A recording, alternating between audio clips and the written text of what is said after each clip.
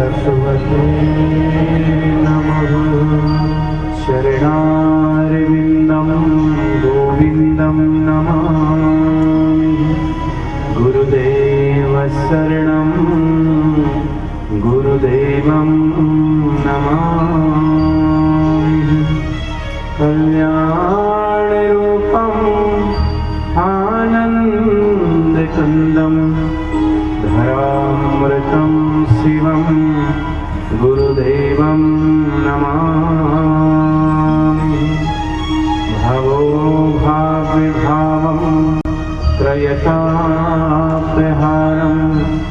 भवभयनाशनं गुरुदेवं नमामि। कल्याणरूपं आनन्दकन्दं धरामृतं शिवं गुरुदेवं नमामि। गुरुर्ब्रह्मा गुरुर्विष्णुः गुरुर्देवो महेश्वरः। गुरुर्साक्षात् परः ब्रह्म तस्मै श्री गुरुवे नमः। त्वमेव माता च पिता त्वमेव बन्धु च सखा त्वमेव विद्या च द्रविणं त्वमेव सर्वं मम देव हरि ओम्।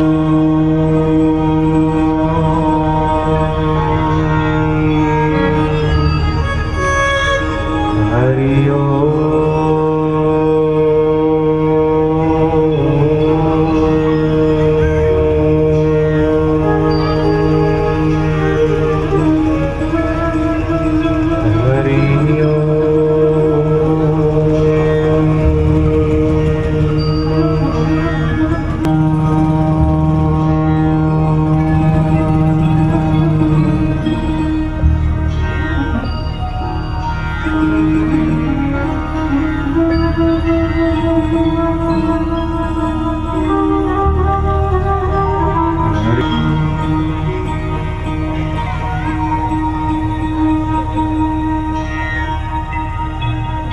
सद्गुरुदेव भगवान की, कृष्ण कन्हैया लाल की, रामचंद्र भगवान की।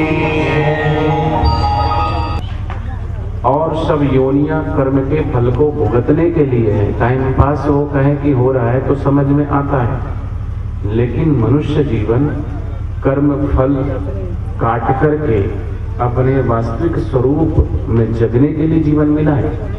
और बोले कहते हैं हो रहा टाइम पास, क्योंकि हर जन्म में कुछ ना कुछ कर्म होता है, उसका फल भुगतना पड़ता है हमें। तो हम चाहें तो ये मनुष्य जीवन हम इसकी स्टीयरिंग मोक्ष के द्वार तरफ खोल सकते हैं या इसकी स्टीयरिंग नरक के द्वार तक घुमा सकते हैं। स्टीयरिंग तो अपने हाथ में नहीं, मनुष्य जीवन रूपी गाड़ी में बैठे हो तो चलाए, इसके चालक भी आप हो, क्योंकि परमात्मा ने आपको कर्म करने की स्वतंत्रता दी है। आप क्या करना चाहते हो, अच्छा या बुरा, आपके हाथ में है। आप इस मनुष्य जीवन का जो चाबी है, इससे चाहे आप नरक का द्वार को खोलो या मोक्ष का द्वार खोलो, चाबी तो एक ही है, ताले दो हैं। जब खोलना ही है तो नरक के द्वार क्यों खोलें? खोलने के लिए मनुष्य जीवन मिला है, वो मोक्ष के द्वार के लिए। क्यों? क्योंकि हम अपने आसपास प्रकृति में देखें, जल की धारा चाहे कितनी भी ऊंचाई से गिराया जाए, नीचे से उसको ऊपर फेंका जाए, तो भी जल की गति हमेशा नीचे की ओर ही बहती है, क्योंकि वो अपने उद्गम स्थान की ओर बहना चाहती है। उसका मूल वो भागे जाना चाहती है, वो मिलना चाहती है किससे? समुद्र से। उसका लक्ष्य समुद्र है। जितनी भी नदियां हैं वो सभी नदी का उद्गम स्थान भले पहाड़ों से शुरू होता है, लेकिन उसकी यात्रा पूर्ण होती समुद्र में मिलकर। जल तत्व हमेशा बह रहा है अपने तत्व, अंश हमेशा अंशी की ओर बहता है, अंश हमेशा अपने अंश की ओर ही भागता है। जैसे तत्व जो है वो समुद्र की ओर गति है, तो वो अपने समुद्र के द्वारा, क्योंकि समुद्र के द्वारा ही फिर वो ऊपर वाष्पीभूत होकर अपने स्थान पे पहुंचता है। तो हर तत्व गतिमान है, अंश अपने अंशी की ओर। ऐसे ही ईश्वर अंश जीव अविनाशी, ये जीव है ईश्वर का अविनाशी अंश है। तो हमारा लक्ष्य क्या है, हमारा उद्देश्य क्या है? क्या हम भी अपने अंश की ओर ही जाना चाहते हैं? क्या वास्तव में हमारी गति, हमारी तड़प, हमारी प्यास क्या हमारे अंश की तरफ ईश्वर की ओर ही है, या फिर संसार की ओर ही मन भटकता है? हमारी ये चेतना की गति किधर है? कोई हम मरण मानते हैं, जन्मने के साथ जन्म दिवस मनाने लगते हैं, मरने के बाद मरण दिवस मनाने लगते हैं कि कोई मर गया है, उसका तीसरा करो, वर्षी करो, आज तो बच्चे का बर्थडे है। तो हम जन्म दिवस किसका मनाते हैं? अविनाशी आत्मा का न कभी जन्म होता न मृत्यु, फिर जन्म दिवस किसका और मरण दिवस किसका? देह का जन्म और मरण होता है, लेकिन वास्तव में इस देह के जन्म को वास्तविक जन्म महापुरुष नहीं मानते, भगवान नहीं मानते।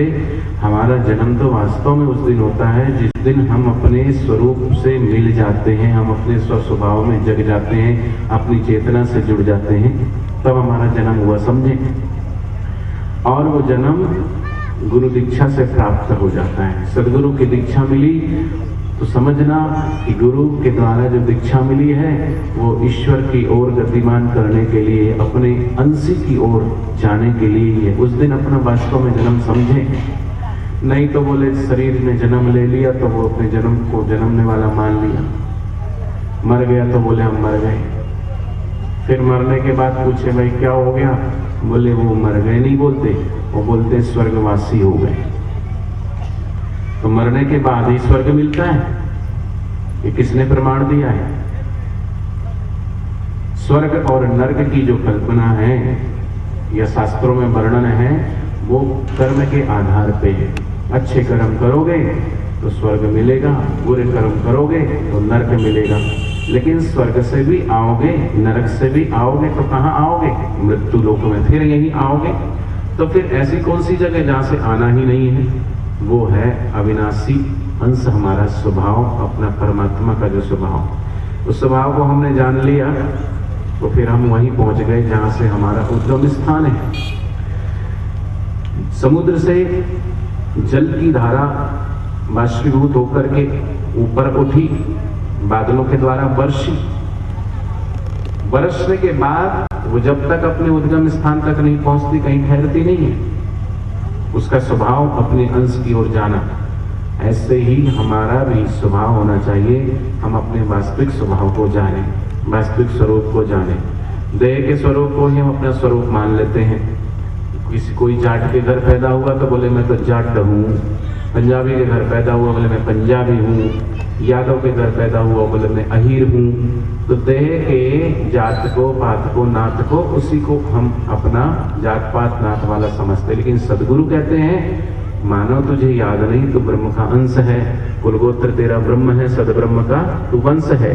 संसार तेरा घर नहीं, 2-4 दिन रहना यहाँ। जैसे धर्मशाला होती है, जाते हो तो कुछ देर रुकने के लिए जाते हो, ऐसा थोड़ी कि परमानेंट तुम बस गए तो धर्मशाला में ही बैठ गए। जैसे साधन है सभी, नर्तन है साधन, भव सिंधु तर लूं, वह योग्यता दो सत्कर्म कर लूं। नर्तन है साधन, भव सिंधु तर लूं। ये नर्तन साधन है भवसागर से तरने के लिए, भगवान के मोक्ष के द्वार तक जाने के लिए। तो साधन है, साधन को ही साध्य समझ लेते हैं, शरीर के सुख दुख को सुख दुख समझ लेते हैं, शरीर के मान अपमान को ही मान अपमान समझ लेते हैं। लेकिन वास्तव में साधन और साध्य अलग अलग होता है। साध्य वो होता है कि जहां तुम्हें पहुंचना है, साधन वो होता है जिसके द्वार जिसमें तुम बैठ के जा रहे हो। जैसे अभी तुम गाड़ी में आए हो, वो साधन है तुम्हारा। बोले क्यों नहीं आए? बोले कोई साधन नहीं मिला। बोलते हो कि नहीं? तो ये साधन है। अब यहाँ आए तो कोई ना कोई साधन से तुम आए हो। कोई पैदल आया तो चल के आए, वो भी पैर भी तो साधन हो गए। कोई स्कूटर से आया होगा, कोई साइकिल से आया होगा, कोई कार से आया होगा, कोई बस से आया, कोई टेम्पो से आया, वो साधन है। साध्य क्या था? यहाँ सत्संग में पहुँचना। तो साधन पे बैठे हो कि साध्य तक पहुँच गए? साध्य तक आप पहुँच गए, यहाँ आके बैठ गए हो आप। यहाँ पहुँचना आपका साध्य था, साधन को छोड़ दिया। साध्य है छत पे पहुंचना, तो सीढ़ी साधन है। सीढ़ी पे चढ़ते चढ़ते अंतिम सीढ़ी को छोड़ते ही साध्य अर्थात छत तक पहुंच गए, तो सीढ़ी छूट गई। कोई कहे साधन पे ही रुक जाए तो क्या वो पहुंच सकता है? ऐसी देह साधन है, और देह के द्वारा साध्य अर्थात ईश्वर है, और ईश्वर तक पहुंचने के लिए ही साधन मिला है। लेकिन बोले हम तो इसी में रुके रहेंगे। सीढ़ी पे खड़े रहो, गाड़ी में ही बैठे रहो, धर्मशाला में ठहरे रहो, ट्रेन में जा रहे हो सीट से चिपक के बैठ जाओ, तो क्या तुम अपने लक्ष्य तक, अपने उद्देश्य तक, अपने गंतव्य स्थान तक हम पहुंच सकते हैं? नहीं पहुंच सकते। तो हमारा लक्ष्य क्या है? ईश्वर होना चाहिए। और ईश्वर जिसका लक्ष्य नहीं है तो समझना भी उस पर गुरु कृपा नहीं हुई है। ईश्वर कृपा ही नहीं हुई। ईश्वर कृपा होगी तो गुरु कृपा होगी, गुरु कृपा होगी तो ही सत्संग में रुचि होगी। तो आप सब भक्त यहाँ जो आए हैं, सब पर भगवान की, गुरु की कृपा है, तभी आप आए हैं। आप अपनी मर्जी से नहीं आए हैं। बिन हरि कृपा विमल विवेक न होई। हरि की कृपा से विमल विवेक तो सबको है। मेरे 2 बच्चे हैं, वो उनको पढ़ाना है, उनको लिखाना है, उनकी अच्छी नौकरी की व्यवस्था करनी है, उनकी शादी करनी है, उनका ये जिम्मेवारी, ये विवेक है, बुद्धि है। तो इसको साधारण विवेक, संसारिक विवेक, विमल विवेक कि मैं कौन हूँ वास्तव में, मुझे जाना कहाँ है, मृत्यु के बाद जीव जाता कहाँ है, कर्म का फल क्यों भुगतना पड़ता है। ये सब चीजें जब उसका विवेक जगता है, तो विवेक जगने के बाद फिर वो एक ऐसे तत्व की तलाश करता है, एक ऐसे सुख की तलाश करता है जो कभी छूटता नहीं है। और वो सुख है अपनी आत्मा का सुख, देखने का सुख, खाने का सुख, बोलने का सुख, सुनने का सुख, स्पर्श का सुख। ये 5 जो इंद्रियगत सुख है, इससे उसे फिर वैराग्य जगता है। संसारिक सुखों से वैराग्य जगने के बाद फिर विमल विवेक जगता है, वैराग्य उठता है संसारिक भोगों से, तो फिर उस परम लक्ष्य की ओर उस गतिमान करता है। और वो विवेक और वो वैराग्य जिसके जीवन में जगता है, जगते ही उसे सदगुरु की याद आती है कि मुझे कोई पहुंचा है उस आनंद तक, उस लक्ष्य तक। तो जिसने भी पाया गुरु कृपा से पाया, जिसके अंदर भी वो विमल विवेक जगा, चाहे मीराबाई को जगा तो रैदास के चरणों में पहुंच गई, स्वामी विवेकानंद को विमल विवेक जगा तो वो रामकृष्ण परमहंस के चरणों में पहुंच गए, शिवाजी महाराज का विमल विवेक जगा तो वो समर्थ रामदास के चरणों में पहुंच गए। सभी महापुरुष, राम जी आए, कृष्ण जी आए, बुद्ध और महावीर, जो भी महापुरुष आए, जिनका भी विमल विवेक जगा कि संसार नश्वर है, परमात्मा ही शाश्वत है, एक ना एक दिन हम ये पड़ा रहेगा, माल खजाना छोड़ प्रिया सुख जाना है, सबको छोड़ के जाना है, तो कहाँ जाना है, किसको पाना है। वो ऐसा विवेक और वैराग्य जगता है तो उसके मन में फिर सत्संग में रुचि होती है, भगवान नाम में रुचि होती है। तो आप सबका विमल विवेक जगा है, ईश्वर की कृपा है। क्योंकि इस पर सत्संग सुनने से पुण्य तो होता है, लेकिन सत्संग में जाने के लिए भी पुण्य चाहिए। बिन पुण्य कुंज मिले नहीं संता।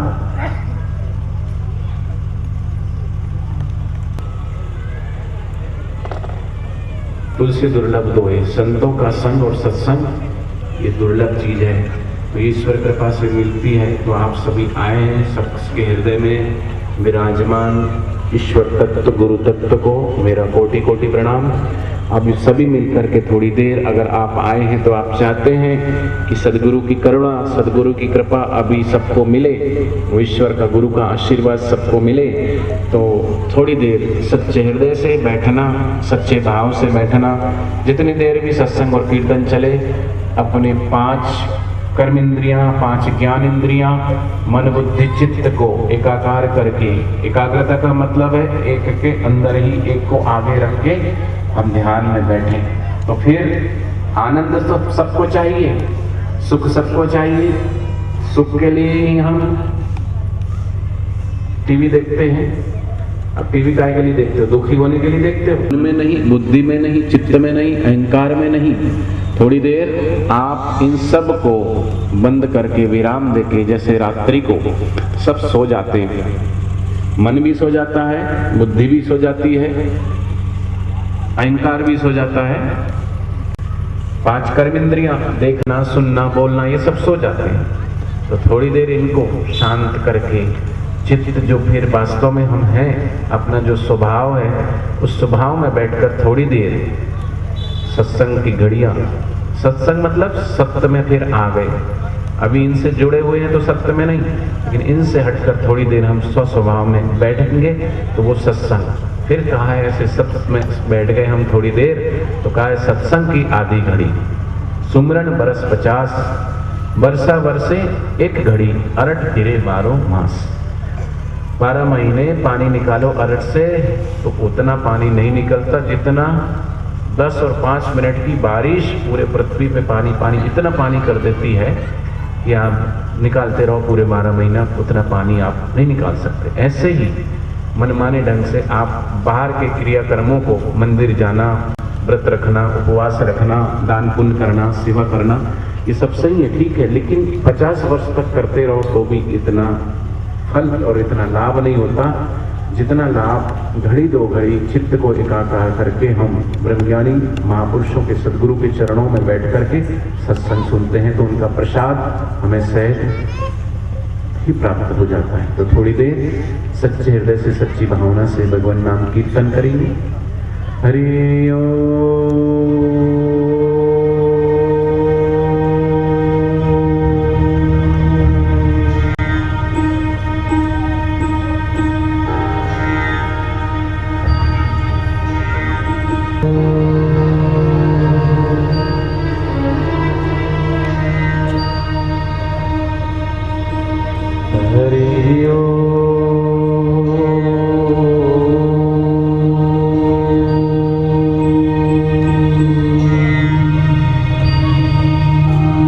कमर सीधी, गर्दन सीधी।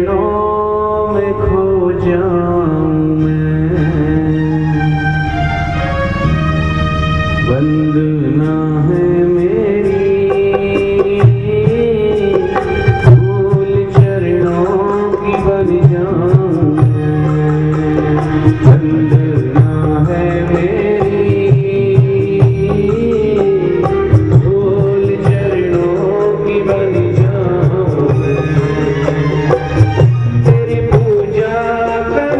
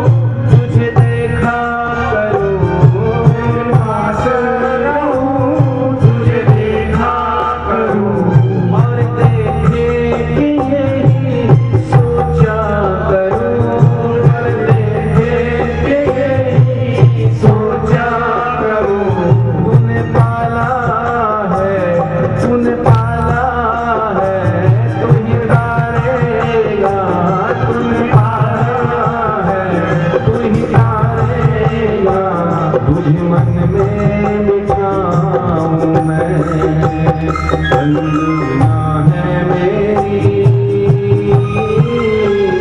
धूल चरणों की बन जाऊं मैं। वंदना है मेरी धूल चरणों की बन जाऊं मैं।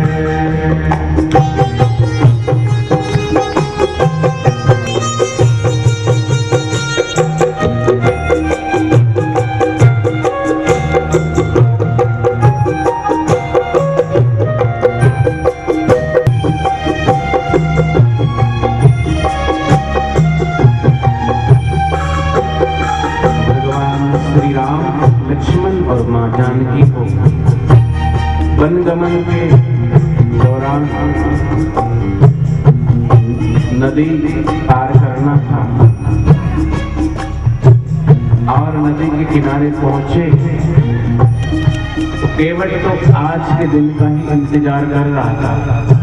केवट मानो ये प्रतीक्षा कर रहा था कि कब मेरे भगवान आएंगे, जो सबके नाव के खेवनहार हैं, सबके तारणहार हैं, वो प्रभु कब आएंगे। और एक दिन ऐसा हुआ कि केवट के द्वार पे भगवान श्री राम अपने अनुज और भार्या के साथ पधारे। केवट अपनी रीढ़ की हड्डी बिल्कुल सीधे किए खड़ा था। राघव गंगा तीरे एक उभरी शिला पर जा बैठे नदी किनारे। प्रेम के अधिकार हट के आगे हार गए। उनके समर्थ कंधे लटके थे और कमर भी झुकी थी। धनुष फिसल कर नीचे सरक गया था। बिल्कुल समर्पित थे, मानो एक भोले भाले बालक हट के आगे स्वयं उनके आगे। जैसे कई बार होता ना, माँ बाप बच्चे के आगे बच्चा बन जाते हैं, बच्चे को ऊपर बिठा लेते हैं, काहे के लिए? प्रेम के लिए। ऐसे ही आज केवट ने भी हट की अपने प्रभु के आगे। प्यारे से गुड्डे बन गए, खुला आमंत्रण दे रहे थे और मानो मन ही मन कह रहे थे कि आज भक्त और भगवान के बीच में वो प्रेम की वार्ता, प्रेम का खेल चल रहा था। और मानो केवट अपने आर्त भाव से कह रहा था, त्रेता में खेल यह आगा देखा गया, एक अल्लड़ का अंदाज निराला देखा गया। पाने चली थी दुनिया जिसे अपनी बुद्धि की जोर से, उस त्रिलोकी को खिलौना बनाते हुए एक भोला भाला देखा गया। भगवान भक्त के आगे एक भोले भाले बच्चे की तरह बन जाते हैं। गोपियों ने उसी भगवान को मक्खन के लिए प्रेम से भगवान को नचाया। केवट ने भी भगवान को भावपूर्वक, प्रेम पूर्वक। और प्रभु शिला पर बैठकर केवट से बोले, बेगी आन जल पाए पखारो। हे केवट, अब जल्दी करो, विलंब न करो, शीघ्र चरण पखार लो। क्योंकि केवट ने ये जिद कर रखी थी कि भगवान की चरण रज जिसको मिल जाती है, पत्थर भी उसमें से अहिल्या बन जाती है। अहिल्या बुद्धि का प्रतीक है और बुद्धि जब ब्रह्म ज्ञानियों का संग करती है, संतों का संग करती है, तो वो ब्रह्म में प्रतिष्ठित होती है, ब्रह्म ज्ञान में प्रतिष्ठित होती है और आत्मानंद में प्रतिष्ठित होती है। ये बुद्धि अगर विषयों का सेवन करती है, विषयों की ओर भागती है, तो विषयानंद में भागती है, तो फिर उसे जड़ होना पड़ता है।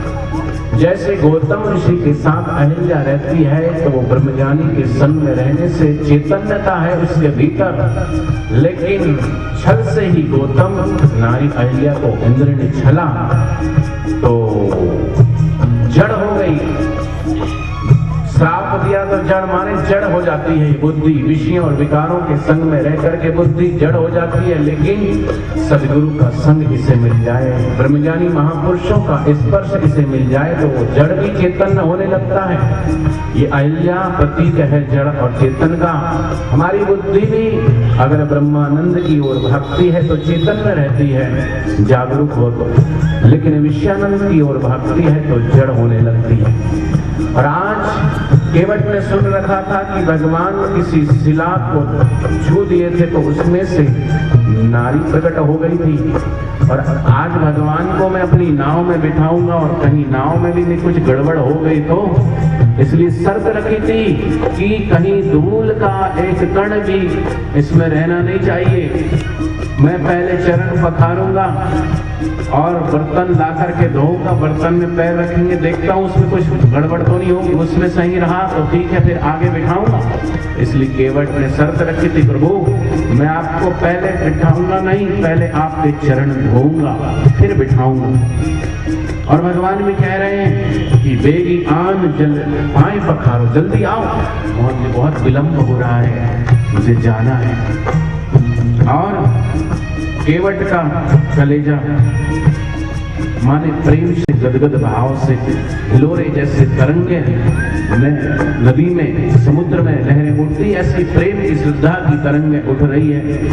उसके भीतर एक शिशु प्रभु चरणों से लिपटने को बेकरार हो गया। ऊंचे स्वर में अपनी धर्म पत्नी को पुकारा, अरे ओ भाग्यवान, तनिक कठौती में गंगा जल तो भर लाइयो। अवध की भाषा थी, थोड़ी कठौती में लेके आओ। कठौती अर्थात वो लकड़ी का ही कुछ पात्र था, तांबा पीतल और सोने की धातु की नहीं, कठौती में थोड़ा जल तो भर लाइयो। अगले ही क्षण केवट ने काठ से बने हुए कठौती में ब्रह्मांड नायक के श्री चरण रखे थे। केवट ने ज्यों उनका स्पर्श किया, सिर से पांव तलक पुरेरी दौड़ गए, जैसे रोंगटे खड़े हो गए। भगवान का स्पर्श पाते ही रोम रोम में गजब झंकार हुई। केवट डोल उठा, हिलोरे खाने लगा, उसके हाथ कांप रहे थे, सूखे होंठ लिए उसने दीन दृष्टि से प्रभु की ओर निहारा, कहने लगा, राघव मेरी सहायता करो, जो भाव सुमन मैंने आज तक तुम्हारे लिए संजोए हैं इन्हें अर्पित करके मेरी मदद करो। हे नाथ, मुझे हौसला दो कि मुझ पतित के हाथ तुम्हारी पतित पावन चरणों को लूट पाए। मुझे क्योंकि भाव विदोर हो गया, हाथ कांपने लगे। अंतर्यामी अरदास के एक एक भाव से निखर रहे थे, इसलिए मधुर से भी मधुर मधुरतम मुस्कुराए और मस्तक हाँ में हल्का सा हिला दिया। भगवान ने स्वीकृति दी कि ठीक है, चरणों को धोना प्रारंभ किया केवट ने, और उनके नेत्र कमल नैन कटोरे भी पात्र में जैसे फैले थे। जल की धारा हाथ से बह रही है और आंखों से अश्रु धारा भी बह रही है। और भगवान कहते हैं, अरे बावरे, तेरे इन भाव पुष्पों को बटोरने के लिए ही तो मैं कितनी दूर से चलकर मैं यहाँ आया हूँ। मैं अधीर हूँ उन फूलों की एक एक पंखुड़ी का रसपान करने को। अब देर न कर, इन्हें मेरे पात्र में अर्पित कर दे। जो श्रद्धा के भाव और पुष्प है ना, भगवान बाहर के पुष्पों से उतने प्रसन्न नहीं होते हैं, बाहर की पूजा सामग्री से भगवान उतने प्रसन्न नहीं होते हैं जितनी भाव के श्रद्धा के पुष्प भगवान और गुरु के चरणों में हम अर्पित कर देते हैं ना। तो ये दो नयनीय पुष्प हैं, इसके द्वारा जो आंखों से झरझर आंसू बह जाए तो समझना आपने भी भगवान के श्री चरणों को धो दिया। अब क्या था, केवट के हौसले बुलंद हो गए। उसने तुरंत ही भगवान श्री चरणों, श्री राम के चरणों को अपने हथेली पर लिया, शीतल गंगा जल की धारा डालने लगा। जल की धारा भी है और नैन की धारा भी जब तक बरस रही है। इन नैनों और कठौती के जल से दूसरे चरण की प्रक्षालन किया। बस हो गया काम छुट्टी इतनी जल्दी। अभी तो केवट का जी नहीं भरा। केवट न ज्यों ही धोया, भगवान ने कहा कि बस हो गया, लेकिन केवट तो धोए रहा भाव भाव में। और वो तो मानो जल से धोकर के पवित्र खाली चरणों को नहीं कर रहा है, बल्कि जन्म जन्मांतरों के भीतर जो छुपे हुए पाप, संताप, दुख, दरिद्रता है, उनको भी भगवान की भक्ति में अश्रुधारा से मानो धो रहा है। उम्र भर हम थे दर से जिनके लिए वे पल हमें आज मिले, बस एक पल के लिए। जिस पल के लिए साधक साधना करता है, योगी योग करता है, ध्यानी ध्यान करता है, और वो खाली एक क्षण के लिए आए और चला जाए, इससे मन नहीं भरता है। क्योंकि वो हर क्षण बड़े आनंद के होते हैं, बड़े मधुरता के होते हैं, बड़े प्रीति के होते हैं। इसलिए कोई प्रिय मिलता है ना तो हमारा मन कहता थोड़ी और रुको, थोड़ा और ठहरो। और जब त्रिलोकी के नाथ भगवान श्री राम आए हैं तो इतने जल्दी चले जाएं। केवट कहता नहीं नहीं प्रभु, केवट को ये कैसे गवारा हो। उसने तुरंत युक्ति लगाई और अपनी अक्खड़ शैली में बोला, अरे अरे अवधनाथ, खाली प्रक्षालन से काम नहीं चलेगा। ये देखो तुम्हारे चरणों की लकीरें कितनी रसधूल जमी। भगवान अभी ऊपर ऊपर धोया हूं, इससे काम नहीं चलेगा। तलवे तो देखो, आप नंगे पैर चल करके आए हो तो तलवों में कितनी मिट्टी और धूल जमी, थोड़ा रगड़ रगड़ के मुझे धोने दो। मानो भगवान के चरण रगड़ रगड़ के नहीं धो रहा है, बल्कि अपने हृदय को भी भीतर से निर्मल और पावन कर रहा है। और भगवान कितनी रसधूल जमी है, कौन जाने यही करामत दिखा डाले।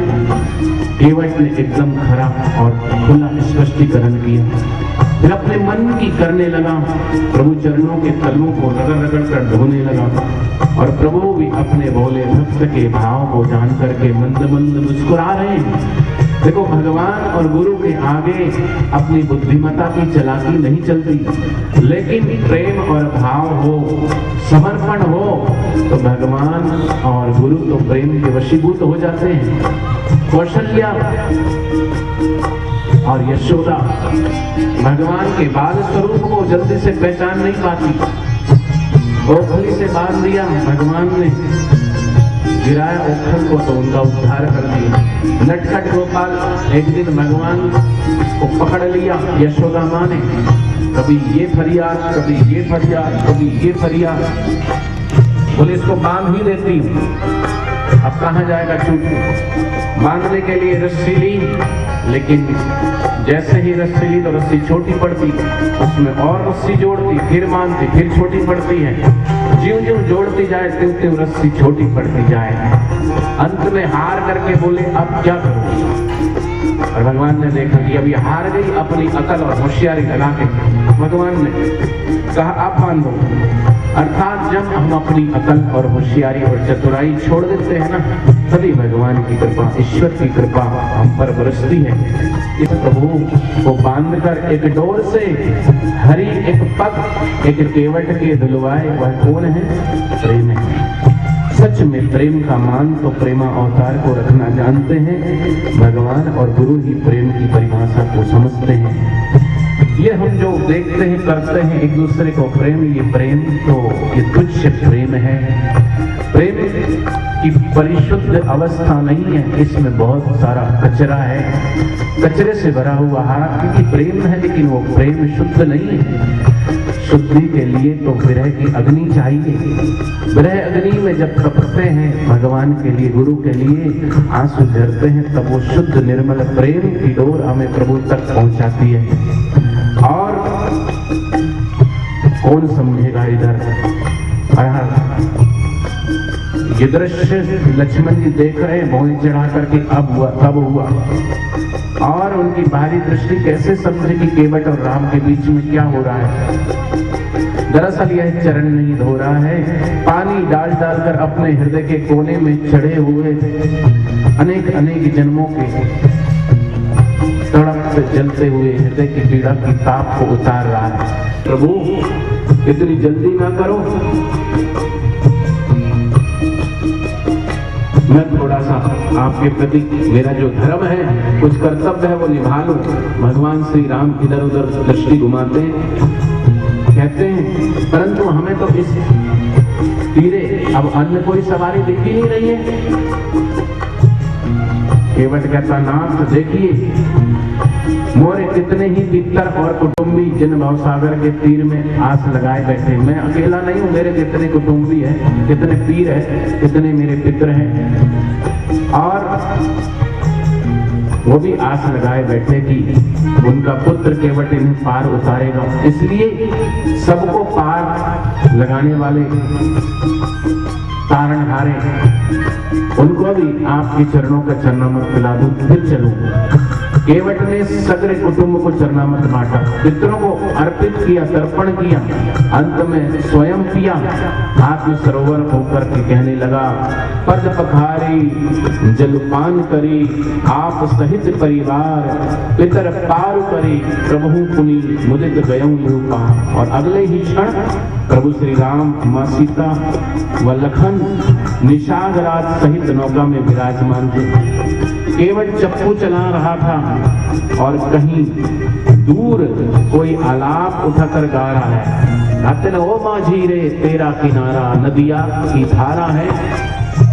केवट रे बड़भागी तेरी नैया, आज तेरी नैया में विराजे भवसागर के खेवैया। मधुर गीत में भगवान के प्रेम में वो गीत गा भी रहा है, ओ माझी रे केवट रे बड़भागी तेरी नैया, आज तेरी नैया में विराजे भवसागर के खेवैया। केवट की दृष्टि एकटक प्रभु पर टिकी थी, चित्त बिल्कुल एकाकार हो गए। चप्पू तो वो चला रहा है और अपनी दृष्टि भगवान के ऊपर स्थिर कर दिया है। माने जैसे कोई अमृत को पीकर, जल को पीकर के तृप्त होता है, ऐसे ही आंखों से भगवान के श्री विग्रह को पीकर के तृप्त हो रहा है। और चित्त में अनंत चैन। थोड़े क्षणों में चप्पू की थाप गंगा में के जल सुरों में बदली। केवट को एहसास हुआ कि पानी उथला हो चला, उसे पता ही नहीं चला। जब किनारा आने लगा तब एहसास हुआ कि अब तो किनारा आने ही वाला। जैसे किनारा आने लगा तो उसका हृदय भी उदास मन होने लगा। और क्या अब प्रभु विदाई देनी होगी? अपना प्रिय बिछुड़ता है तो मन से मानो प्राण निकलते हैं। ऐसे ही उसे लगा कि अब भगवान मुझसे दूर चले जाएंगे। केवट के व्याकुल मन में एक और मीठी शरारत सूझी। उसने धीरे धीरे नौका को घुमाना शुरू कर दिया। नौका धीरे धीरे सरकते सरकते बीच मझधार में आ गई और इस तरह गंगा मैया की परिक्रमा सी होने लगी। और आखिर में प्रभु ने पूछ लिया, केवट अब और कितने चक्कर कटवाओगे? केवट ने चुटकी ली, क्यों तारणहार बस इतने से चक्कर में उब गए? तनिक हमारी भी और सोचो, आपने तो 84 के चक्कर में हमको घुमाया और आप खाली एक चक्कर में ही बोलने लगे कि भाई थक गए। आपने भी बहुत चक्कर घुमाए प्रभु, थोड़ा हमें भी घुमाने दो। प्रेम भरी शरारत केवट को सूझी और तनिक हमारी भी तो सोचो, भला हमारी जीवन नौका को किनारे कब लगाओगे? भक्त के आकांड तर्क के आगे प्रभु निरुत्तर हो गए। बस मंद मंद मुस्कुरा दिए और स्वभाव वाले लखन भैया भी अब तक चुप थे, क्योंकि वे देख रहे थे कि वनवास प्राप्ति के पश्चात आज पहली बार भगवान श्री राम खिलखिला के हंसे। क्योंकि भक्त का निश्चल हृदय को देखकर भगवान का हृदय भी खुल जाता है। और अटपटे आदमी के चटपटे नखरे ने चाहे कुछ क्षणों के लिए ही सही उनकी गंभीर मुद्रा को भंग करके दिखाया। आखिरकार भक्त ने प्रभु को पास मुक्त किया, नौका किनारे पर लगाई, स्वयं उतरा, वहां पकड़ करके प्रभु को उतारा। अब एक अनोखी घटना घटी। केवट के संबंध में यह अनोखी घटना ही थी। आज तक केवट स्वयं तनकर खड़ा था और हर पड़ाव में प्रभु को झुकाता रहा। उसने समर्पण कराए जा रहा है, वही अब स्वयं झुका खड़ा है, श्री चरणों में दंडवत लेट गया। जब उसने सिर उठाया तो अपनी भीगी आंखों से देखा और प्रभु अपने हाथ में एक अनमोल मुद्रिका लिए खड़े थे। और ज्यों ही वो मुद्रिका अनूठी देने लगे, ज्यों ही केवट ने ये सुना तो रोने लगा, मानो हृदय पर गहरी चोट लगी और गीली आवाज में बोला, प्रभु कितना सस्ता सौदा, गांठ में चले जाना चाहते हो या हीरे से जड़ी अंगूठी देकर मेरे भाग्य को खुद छीन लेना चाहते हो? हे राघव, अगर यह उतराई बीच में आ गई तो हमारे रिश्ते की डोर भी कहीं बंधेगी। बोलो दीनबंधु, हमारी बंधुता का बंधन कैसे बंधेगा? अगर मैंने आपसे उत्तराई ले लिया, आपकी मैंने सेवा की, उसका अगर सेवा के बदले में मैंने कुछ चाहा और कुछ मांग लिया, तो मेरा ये बंधन, ये प्रेम का बंधन कैसे बंधेगा? और केवट कहता है, तेरा मेरा रिश्ता प्रभु जैसे पतंग और डोर का है। पतंग जैसे डोर से बंधी हुई है, पतंग अगर डोर से अलग हो जाए तो रिश्ता टूट जाता है। तेरा मेरा रिश्ता भगवान चंदा संग चकोर का है, जैसे चंदा चकोर एक दूसरे से अलग नहीं हो सकते। रिश्तों की इस डोरी में फिर गांठ क्यों बनाते हो? उत्तराई देकर प्रभु क्यों प्रेम का मोल घटाते हो? प्रभु उत्तराई मैंने ले लिया तो प्रेम क्या होगा? प्रेम में तो लेना नहीं होता प्रभु, प्रेम में देना होता है। केवल मन ही मन भगवान से प्रार्थना करने लगे, बस भगवान अब बहुत हो गया। नाथ आज मैं कहा न पावा, मिटे दोष दुख दरिद्र धावा। काल बहुत में कीनी मजूरी, आज दीन विधि भई बुरी। मुझे आज क्या नहीं मिला, मेरे दोस्त दुखों की सारी दरिद्रता आज मिट गई। इतने लंबे समय से मैंने मजदूरी की, पर आज ऐसे लगता है जैसे विधाता ने एक ही बार उसका मोल चुका दिया। मानो उसने ये सोचा, उसका लक्ष्य था कि प्रभु की प्राप्ति। केवट ने भी सोचा कि आज तक जितने जन्म मिले उन सब जन्मों का भुगतान हो गया। आज प्रभु के चरणों की सेवा इस दास को मिल गई, भगवान की करुणा कृपा मिल गई, सब कुछ मिल गया। और भगवान कहते, केवट कहता है वैसे भी प्रभु देखे मजदूरियों की जातियां ना बिगाड़िए। प्रभु कहते हैं अर्थात केवट कहता भगवान कभी एक जाति के मजदूर एक दूसरी मजदूरी को नहीं देते।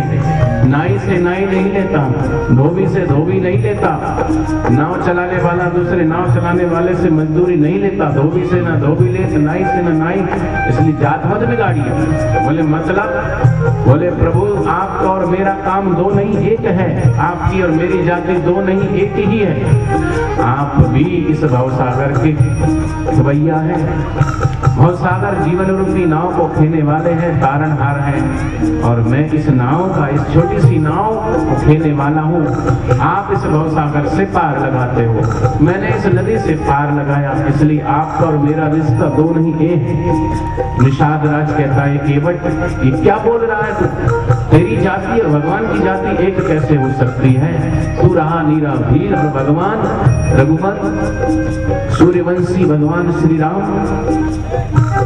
केवट कहता अरे नहीं राजा भैया, मैं रघुवंशी श्री राम की नहीं अपने प्रभु श्री राम की जाति की बात करता हूँ। देखिए ना, हम दोनों केवट ही हैं। मैं एक नदी का केवट हूँ और प्रभु भवसागर के केवट।